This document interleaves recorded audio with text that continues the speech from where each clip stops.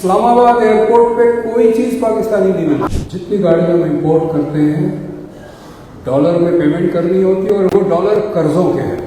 بند کرے گاڑیوں کی import. Dog shampoo cat shampoo بھی ملے گا آپ کو. ایک سپر مارکیٹ ہے ڈیفینس میں جس کا سیکشن ہی الگ ہے ڈاگز اینڈ کیٹس کا, کتوں بلی کا. یہ ساری جو عیش و آرام کی زندگی ہم دیکھ رہے ہیں یہاں پر, یہ ہم دوسرے ملکوں سے قرضوں لے کے کر رہے ہیں. یہ نہیں چلے گا. اتنا ہی خرچ کریں جتنی آمدنی ہے, اتنا ہی امپورٹ کریں گے جتنے ایکسپورٹ ہے. 2003 کے بعد جو ہے ہم نے تمام امپورٹ کے دروازے کھڑکیاں سب کھول دیے. کسی سپر مارکیٹ میں جائے اپر انکم ایریا میں, ڈیفینس ہے, کلفٹن ہے, کے ڈی ایس اسکیم نمبر 1 کا جو علاقہ ہے, وہاں کسی آپ سپر مارکیٹ میں جائے, لاہور جائے, اسلام آباد جائے, سپر مارکیٹ میں پاکستانی چیزیں ڈھونڈنی پڑتی ہیں. ایئرپورٹ پہ جائیں, اسلام آباد ایئرپورٹ پہ کوئی چیز پاکستانی نہیں ملتی آپ کو. میں اسلام آباد ایئرپورٹ جب جاتا ہوں تو اگر 1.5 گھنٹہ بیٹھنا ہے, 1 گھنٹہ بیٹھنا ہے, تو میں راستے سے ایک بسکٹ کا پیکٹ خرید لیتا ہوں, کیونکہ وہاں پر مجھے امپورٹڈ بسکٹ خریدنے پڑیں گے جو میرا گوارا نہیں ہے. مجھے کتوں اور بلی کے کھانے بھی ملتے ہیں supermarket imported. Dog shampoo cat shampoo بھی ملے گا آپ کو. ایک سپر مارکیٹ ہے ڈیفینس میں جس کا سیکشن ہی الگ ہے ڈاگز اینڈ کیٹس کا, کتوں بلی کا. جبکہ 2/3 بچے اس ملک میں میل نرشڈ ہیں. ڈیفینس میں یا لاہور میں یا اسلام آباد میں کئی گاڑیاں ہوتی ہے اپلائڈ فار رجسٹریشن. بند کرے گاڑیوں کی امپورٹ. جتنی گاڑیاں ہم امپورٹ کرتے ہیں ڈالر میں پیمنٹ کرنی ہوتی ہے اور وہ ڈالر قرضوں کے ہیں.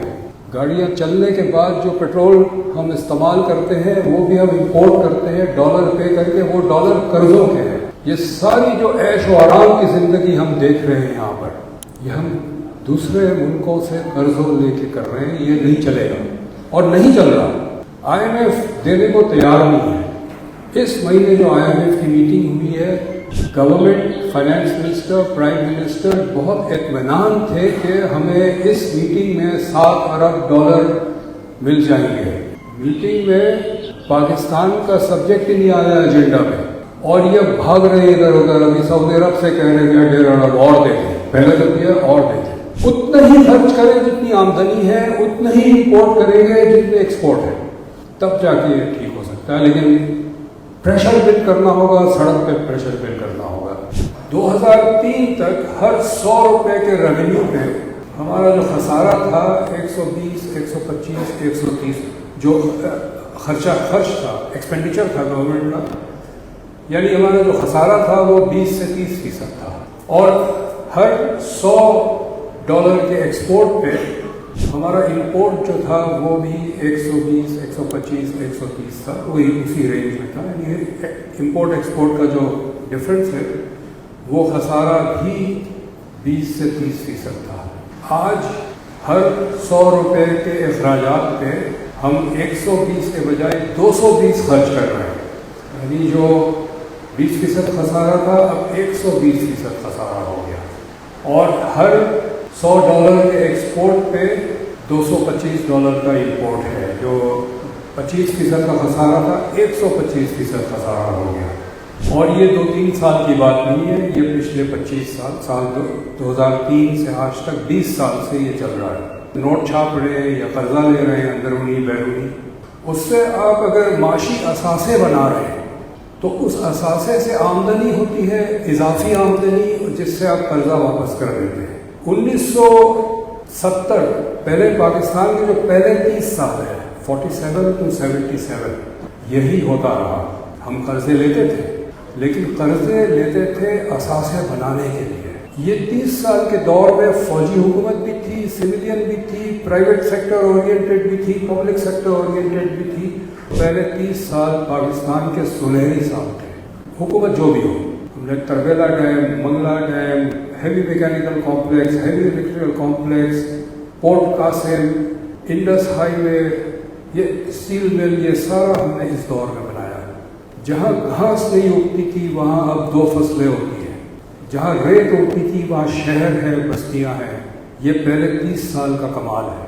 اس کے بعد ہمیں کوئی چیز اکنامک ڈیولپمنٹ کے حوالے سے نظر نہیں آتی. جو خسارہ ہم نے پیدا کیا نوٹ چھاپ کے, قرضہ لے کے, وہ سب غیر ترقیاتی اخراجات میں چلا گیا. تنخواہوں میں, گاڑیاں خریدنے میں, फौजी असला खरीदने में, कंटोनमेंट्स बनाने में, DHA बनाने में 2 किस्म के लोन मिल सकते हैं। एक को हम प्रोजेक्ट लोन कहते हैं, एक को प्रोग्राम लोन कहते हैं। प्रोजेक्ट लोन से असासे बनते हैं, आप सड़क के लिए लोन बना रहे हैं, सड़क बनती है। प्रोग्राम लोन जो है वो रोजमर्रा के खर्चों के लिए मिल जाते हैं। तो मिडिल 1990 से हमने ज़्यादातर प्रोग्राम लोन लेने शुरू किए। स्टेट बैंक के गवर्नर एशियन बैंक से ला के बिठाएंगे, फाइनेंस मिनिस्टर सिटी बैंक से ला के बिठाएंगे, तो वो तो अपने इदारों के मफादात के प्रोटेक्टर हैं।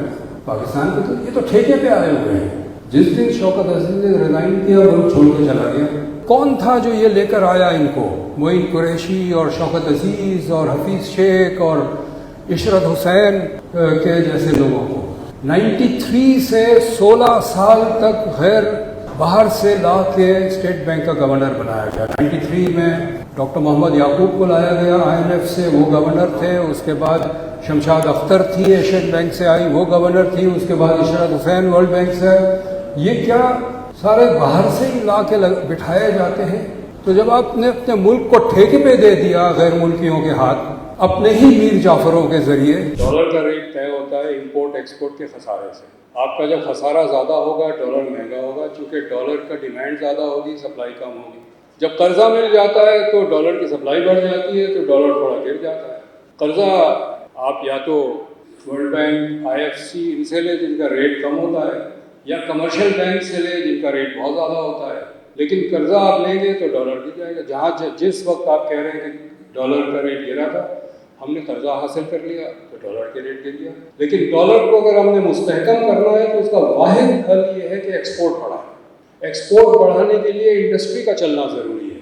हमारी इंडस्ट्री बैठ गई है, कारखाने बंद हो रहे हैं, तो जो चीज़ आप बनाएंगे नहीं, बेचेंगे कैसे? ये मसला है।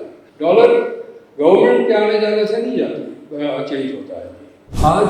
आज के दिन भी 2 पावर प्लांट्स बंद पड़े हैं, लेकिन हुकूमत उन्हें पैसा दे रही है। जो पेमेंट है, कैपेसिटी पेमेंट, ये डॉलर में होगा। डॉलर जब 150 का था तो 150 देते थे, जब 300 का हो गया तो 300 दे रहे। तो सर्कुलर डेट का है, गर्दिशी कर्जा।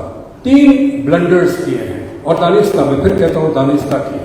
पहली बात ये कि मैं ये हॉल चलाता हूँ, किराए पे ले लेता हूँ, और जो मालिक है इसका वो कहता है कि जो भी आपकी कॉस्ट है इसकी, उस पर 15% मुनाफा दूंगा मैं। तो मेरा तो इंसेंटिव होगा कि कॉस्ट बढ़ाता रहूँ। 100 रुपया कॉस्ट होगा तो 15 रुपया मिलेगा, 200 रुपया कॉस्ट होगा तो 30 रुपया मिलेगा।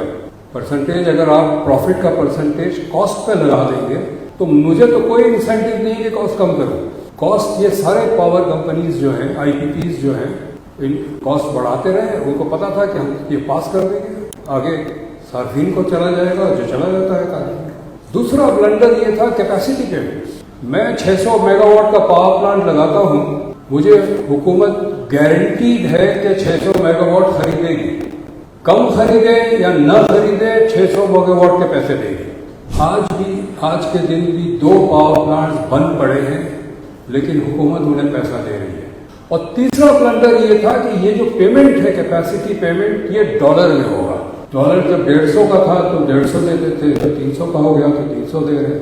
और ये दानिस्ता में इसलिए कह रहा हूँ कि इसकी वार्निंग पहले भी लोग देते रहे होंगे, लेकिन 2001 से मैं I became managing director of social policy development centre, और हम उस वक्त से लिखना शुरू किया, बोलना शुरू किया। इमरान खान ने एक स्टेट बैंक का लॉ चेंज करवाया IMF के प्रेशर पे। उनको, इमरान खान को भी कर्जों की जरूरत थी जैसे आज जरूरत है, कोई फर्क नहीं है।